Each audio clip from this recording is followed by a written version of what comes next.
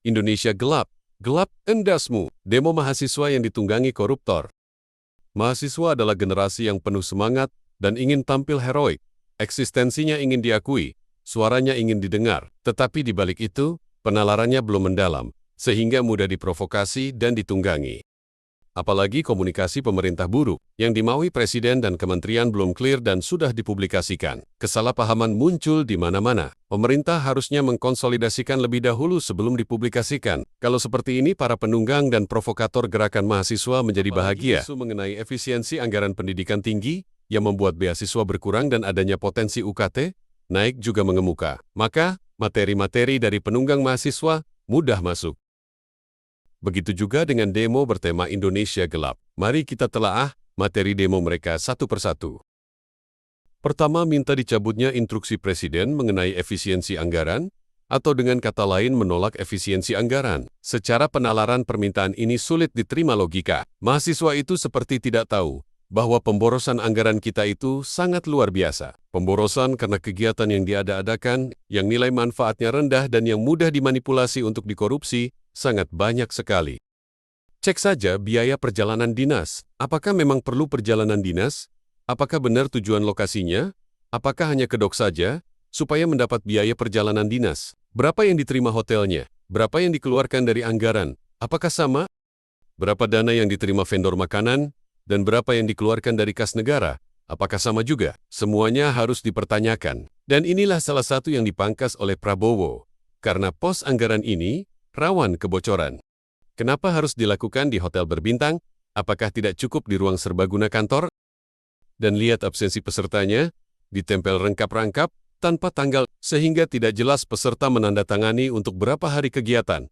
Sangat mencurigakan. Kadang yang dikaji pun aneh-aneh yang rendah atau tidak ada nilai manfaatnya, kecuali menghabiskan anggaran. Tantangan Prabowo untuk melakukan efisiensi ini sangat berat. Terlampau banyak pihak yang harus ditertibkan, terlalu banyak pihak yang puluhan tahun menikmati tambahan penghasilan dari pemborosan anggaran, dan jumlah orangnya ini bisa jutaan. Karena itu wajar saja kalau orang-orang yang terancam kehilangan tambahan penghasilan ini turut mengkompori mahasiswa, dan bisa jadi itu dari orang tua mahasiswa sendiri. Kedua, menolak anggaran program makan bergizi gratis diambilkan dari anggaran pendidikan dan nuansa yang muncul dalam demo, malahan menolak makan bergizi gratis. Jumlah penduduk yang mampu sampai bisa kuliah itu cuma 12%, dan mayoritas dari keluarga yang mampu dan sebagian dari keluarga miskin yang mendapat kesempatan kuliah dari beasiswa, sedangkan 88% hanya sampai lulus SD, SMP, dan SMA saja.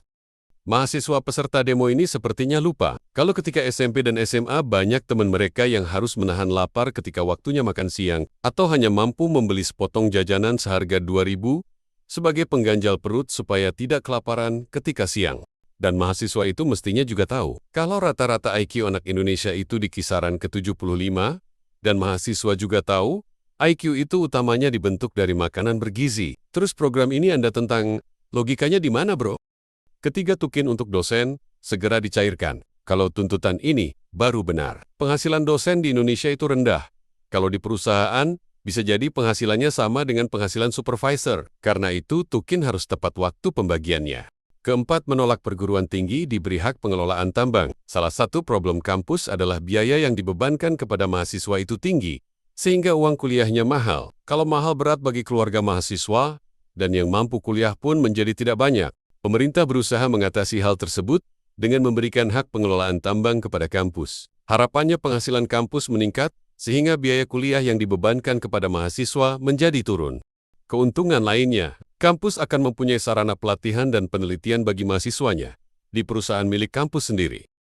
Dan lembaga pendidikan mempunyai unit usaha adalah sesuatu yang wajar. Perhatikan pesantren-pesantren besar di Indonesia. Mereka mempunyai SPBU, kebun sawit, lahan pertanian yang luas, peternakan, swalayan, jaringan swalayan, penerbitan, BPR, pabrik roti, konveksi, travel, wisma, dan sebagainya.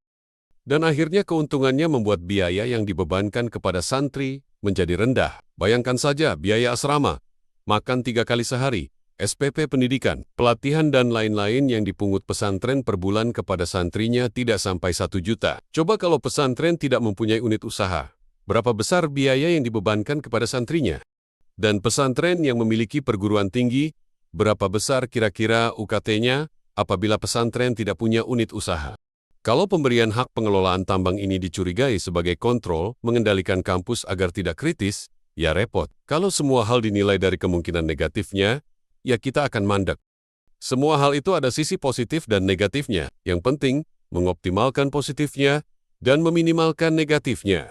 Demo ini adalah ujian untuk pemerintahan Pak Prabowo. Para koruptor telah berhasil menunggangi gerakan mahasiswa. Belum lagi politisi yang masih belum move on, dan yang sedang bermasalah hukum turut bermain dalam hal ini. Prediksi mengenai reaksi pemerintah mengenai demo Indonesia Gelap ini adalah, pertama, walau penentangan akan tetap tinggi, program efisiensi anggaran akan terus berjalan. Budaya baru sedang dibentuk, pencegahan korupsi sejak dalam penganggaran mulai dimasifkan.